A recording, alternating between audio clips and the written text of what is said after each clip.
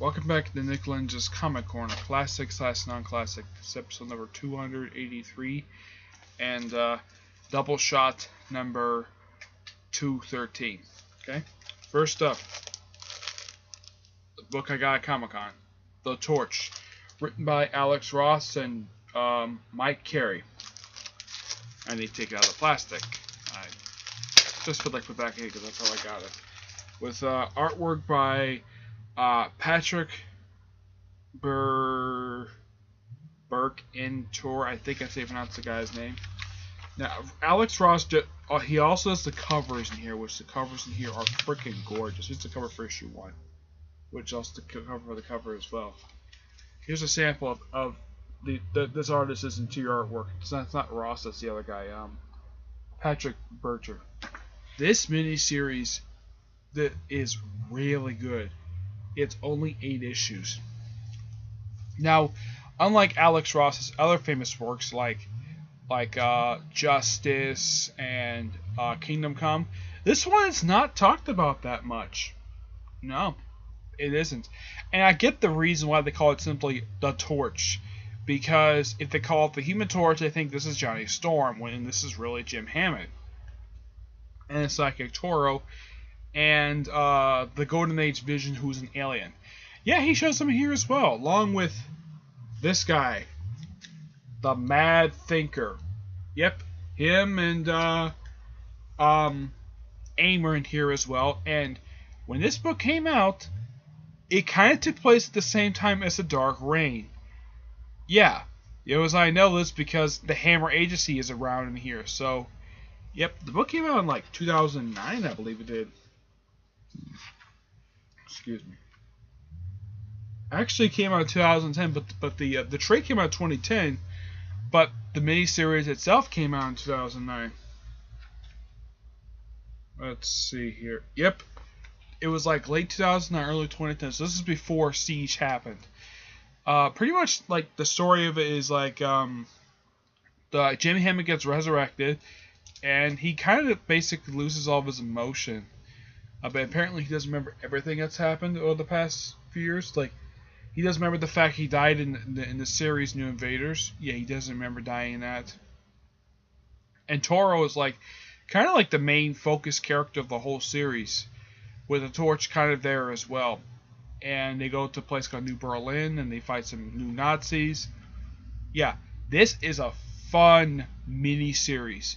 I highly recommend tracking this trade down to get this mini-series. It is just pure awesomeness as far as when it comes to Alex Ross. Yeah, the guy is good at both writing and artwork.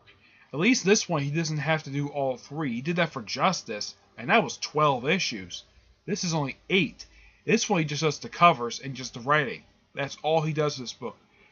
And my guess is Mike Carey is probably the co-writer because they probably want a regular Marvel, because Alex Ross is, because they have the Dynamite logo on here. Did the same thing for Invaders Now and Avengers / Invaders.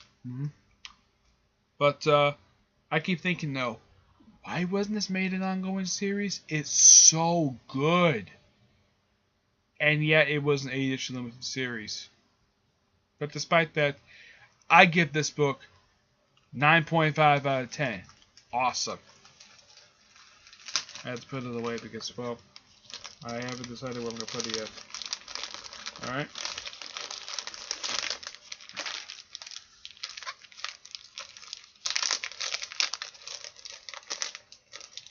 Alrighty then.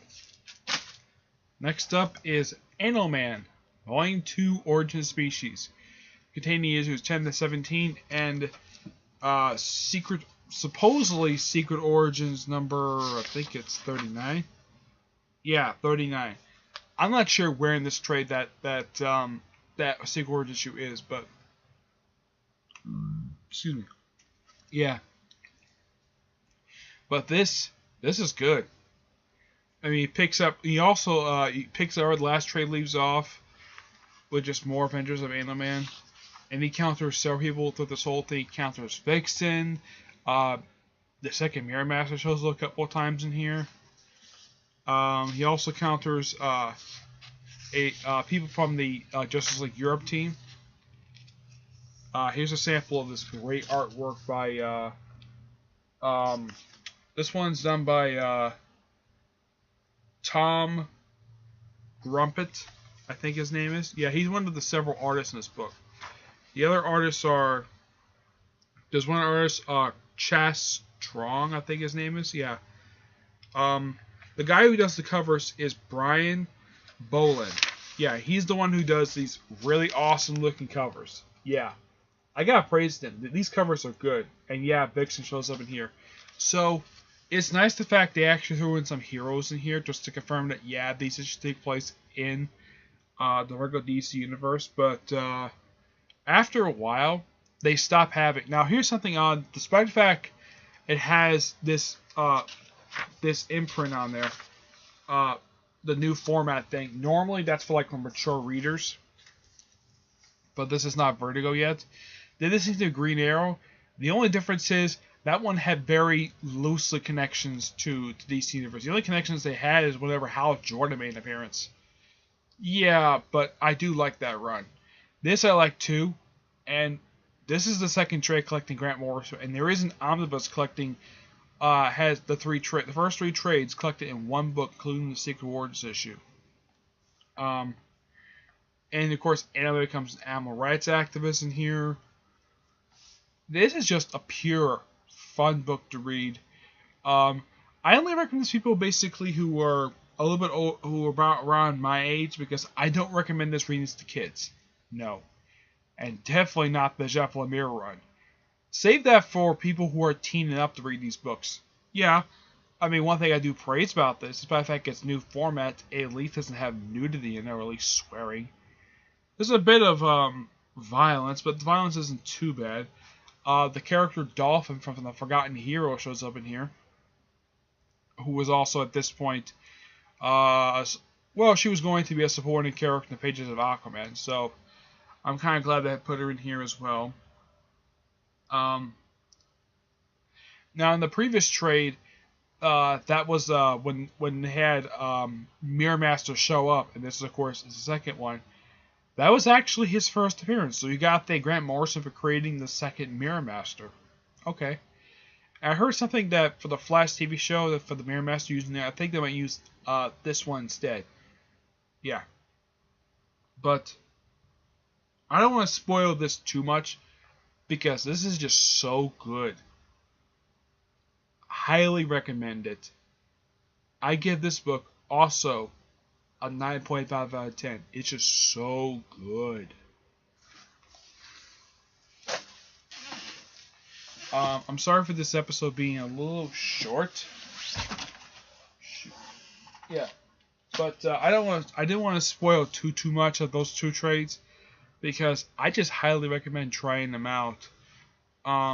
Also, Master Disaster shows up in one of the issues. Yeah, Master Disaster, a C-list villain. So, yeah. And by the way, that volume lasted for 89 issues and had at least one annual published. The entire time. Okay? And the annual was take place during the events of the actual book. But basically, the annual comes a little bit later. And plus, as a tie-in to that mini crossover event that Vertigo had at that point, which was called Cho's Crusade, written by Neil Gaiman. It's a really interesting event, Cho's Crusade. Yep. But Cho's Crusade is something I'll do another time. But that's it for this episode. Stay tuned for the next episode, which should be episode 284 and Doubleshot number 215. If I'm getting this correct. No, 284, no, 283, Doubleshot 214. That's the next episode, okay? So, I will see you there. Bye.